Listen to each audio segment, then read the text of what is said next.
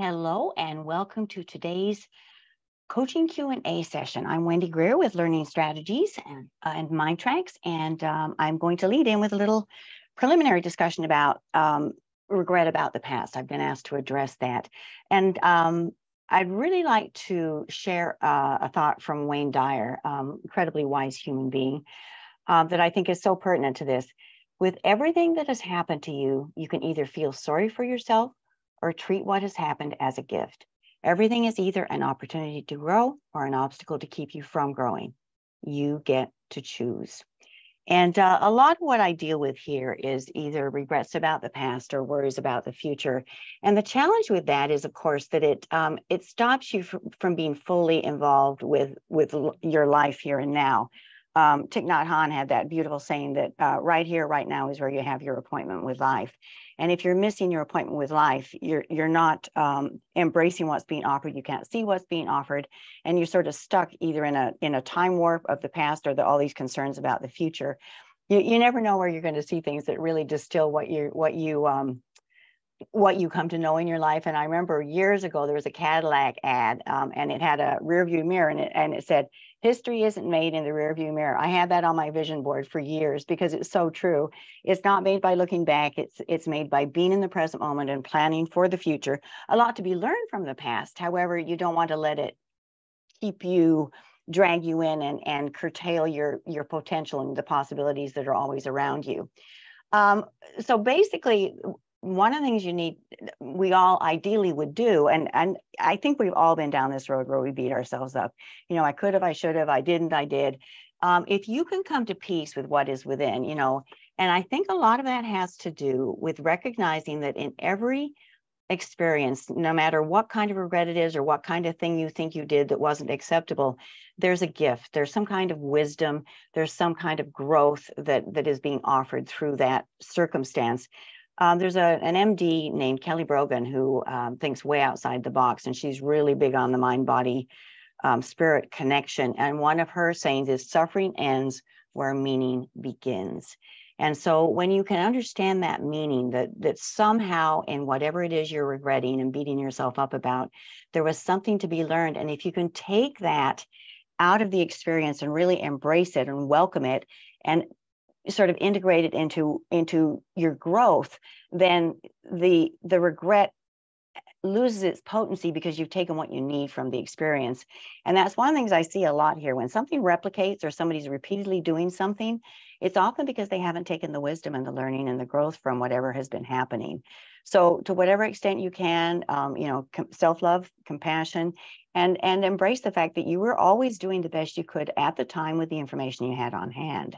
And so nothing to beat yourself up about, and just learn, if it was something that you definitely don't want to replicate, then you build that into the person you are, that is not who and what you are now. You learn from that experience, and then you have the meaning, and that's when the suffering ends, and you can stop going back there. One of the things that I've shared with a lot of people, and this is really potent with the use of paraliminals, is you have a primary intention when you're listening to a paraliminal, but you can build in some sub-intentions. And so if you're having trouble seeing, what this event that you're regretting and having remorse about, if you're having trouble seeing what the growth was, the opportunity is in that experience, why it has such a potent hold on you, ask for some clarity before your audio session with whatever paraliminal you're using for whatever area of your life you're dealing with, because your other than conscious knows. And sometimes all you need to do is ask and you'll get amazing insights. So you might try that. If you're really stuck in regretting something, beating yourself up, try building into your intention. I need some clarity. What is it that I need to grasp, that I need to integrate so that I can move forward, learn from this, but then move forward and not keep dragging it along with me. From a totally pragmatic sense, sometimes you just really, really need to get some closure. So once you have sort of done the groundwork and you got a pretty good sense of why the event happened, what you might have done differently, what you would choose to do differently in the future, then you can sort of release those feelings that are weighing you down and stopping you from bringing closure. So you did what was needed. You're wiser because of your experience. You're ready for whatever life wants to bring you next. So you can do something like I love writing down a circumstance that I feel like I've learned from. Write it down. I don't want to repeat it, and burning it, and the energy goes back to the universe. You know, Chun Yilin, our Spring Force Qigong master that we did our course with, said that there is no good energy, no bad energy. It's all just energy.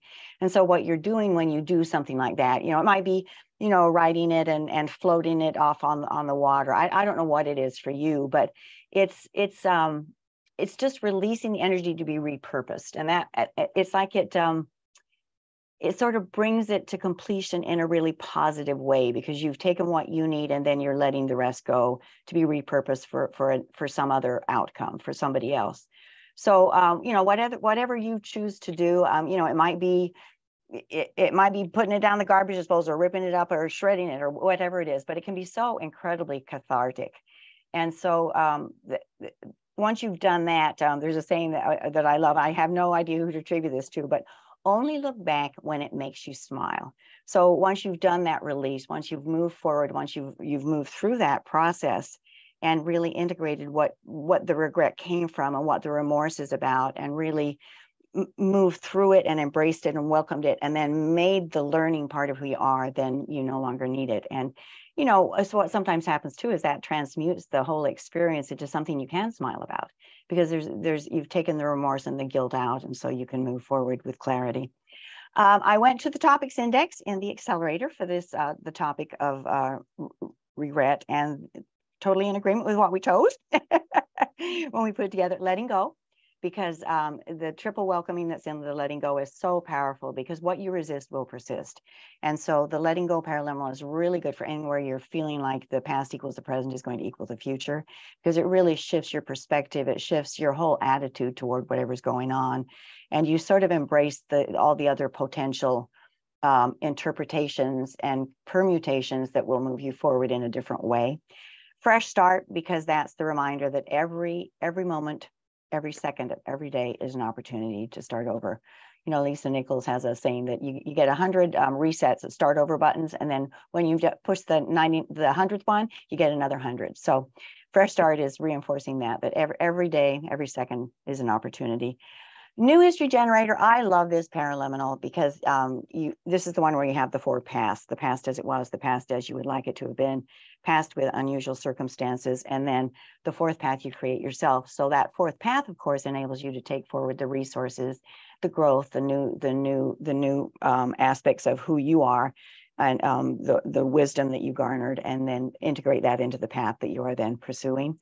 And gratitude. In every opportunity, there's an opportunity for learning, there's an opportunity for expansion in every circumstance. So gratitude really puts you on a path of recognizing where what happened might have served you, and you know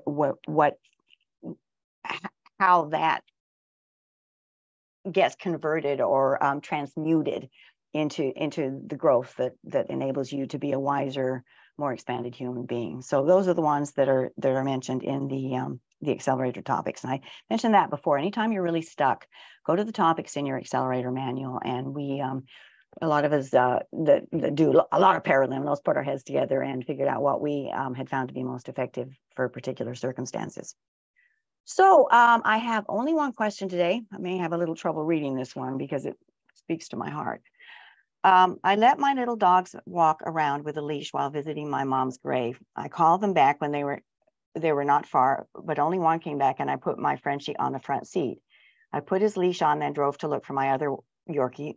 Two coyotes had grabbed my Yorkie, and although I ran and ran after them, they disappeared. When I came back, my Frenchie had hung himself. I tried to give him CPR. I lost both of my dogs. I feel so terribly bad that I made that choice to let them run around. I can't seem to stop crying for them, and how they died was not fair. I can't stop running the scenario, how they suffered in the end. Please help. I feel so helpless, and I miss them dearly. That's a tough one. Grief is one of the more challenging things I deal with as a coach. You didn't give me your name, but I'm just sending you a huge virtual hug. I can't even imagine losing one, much less two, in that kind of way. Grief is tough. You got to work through it. So I'm glad that you're grieving. I'm glad that you're crying. I'm glad that you're doing what you're doing.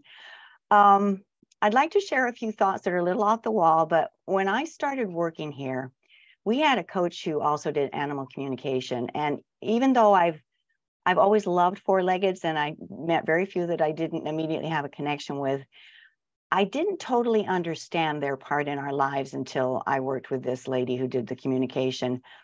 And what you're describing, a couple of things immediately popped into my mind. One is for both of them to go at the same time. My suspicion is they were soulmates and they needed to go together. And for it to happen so precipitously, my suspicion is they're needed elsewhere, that you received the gifts that they had to give you, and they need to transmute to the next incarnation. This is just, I know it's off the cuff, but that's just what popped into my mind. And from what I learned from this animal communicator, they are also part of the divine plan. And there's a plan that's bigger than we can understand. And as I say, my heart just goes out to you. I would try to do what I just mentioned, grieve them, but also, even on the other side, let them know how much they meant to you. Release them with love and gratitude for all they gave you, and just maybe have a celebration of life, invite their doggy friends and have a celebration of life so that you can truly honor who they were, what they did for you. And oh my goodness. The paraliminals I would definitely recommend would be Fresh Start, which I mentioned is, a fresh start each day. This is going to be a process and it will take a while, but it's not a bottomless pit. I can reassure you that. I hear some pretty heinous stories, and it's not a bottomless pit. The generators, the new behavior, the new action, the new history, new behavior, they're really good for stuck states if you feel like you're getting stuck in this and you can't move beyond it. Belief, you were doing the best you could at the time this happened, and that's all you can do. That's all you can ever do. And gratitude for all they gave you, for the beauty they brought into your life, for the companionship. Thank them profusely, and honor their journey and the part they played in your life. There's a Dr. Seuss saying that I want to share for you. Don't cry because it's over, smile because it happened. And that pretty much sums it up, how fortunate you were to have them as long as you did, and just embrace the fact that they were in your lives as long as they were. And please, if you need some moral support, email Coach at MINDTRX, MINDTRX.com, because I'd be happy to support you and, help you finesse your listening sessions as you move through this phase of your life. You're going to come out the other side stronger, but I'm so sorry for what you're going through. Oh my goodness, it's really close. Oh my gosh, I can't even imagine that. I'd like to leave you with an inspiring thought.